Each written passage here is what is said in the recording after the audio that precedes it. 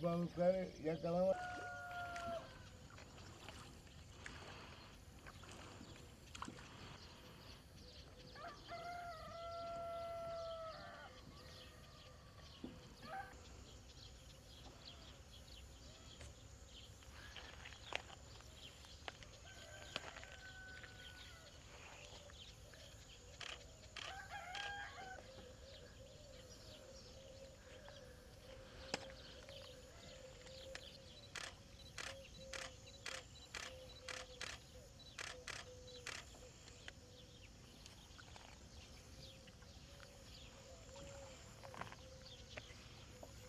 Altı yıl önce başladı leylekle dostum.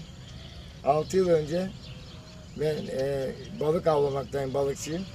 Balık avlamak için balıklarıma yem tedarik etmek zorundayım. Ağlarım var. Göle ağlarımı attım.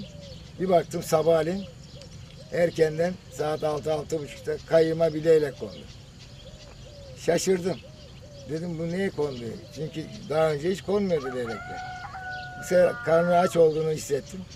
Başladım balıkları çıkarıp leyleğime atma.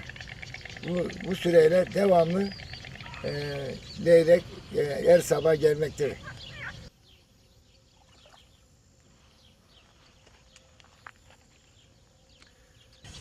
Geldiği zaman ben nerede olsam olayım, istersen 10 kilometre derinde olayım, beni buluyor. Beni tanıyor yani. Diğer kayıklara binmiyor. Sadece benim kayığıma biniyor. Diğer mesela 50-60 tane leylek var, yuvalağımız var. Hiçbir tanesi gelmiyor. Sadece o. Her sene aynı. Zaten tanıyorum. Leyleği gördüğüm zaman yani aramızda samimiyet var, yani şey var, sevgi var. O da beni tanıyor, ben de onu tanıyorum. Nerede olursa beni buluyor.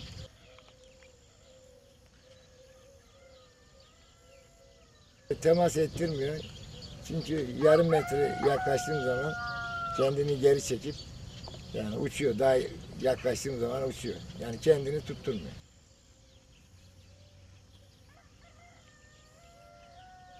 Yumurta yapıyorlar. Yumurtayı yaptıktan sonra yani yavrular çıkıyor. Bu yavrular çıkınca bunu beslemek zorunda hayvanı. Bu da bana alışkın olduğu için devamlı mesela sabahları 30-40 tane balık yiyip yani deposundan yapıp yavrularını boşaltıyor. Tekrar bize geliyor. Bana geliyor. Bir daha atıyorum. Bir daha geliyor yani.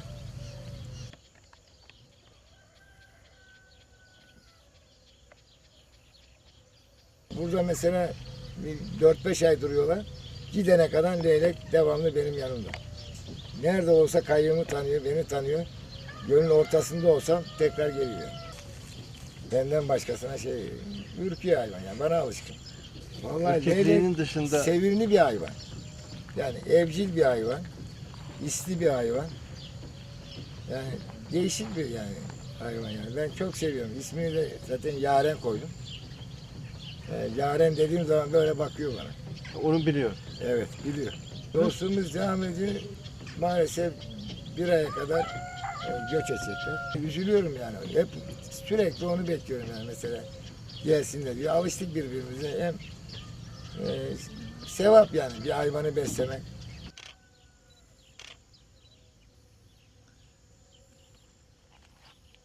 Tam o sezon zamanı, benim balık sezonu zamanı, onun gelmesi zamanı. Yani onu ben devamlı bekliyorum. Leylekler gelmeye başlayınca zaten Ankara'da leyleği gördüm ben mesela bu sene, leylekleri. Acaba benim leyleğim mi diye, işlerinde var mı diye düşündüm.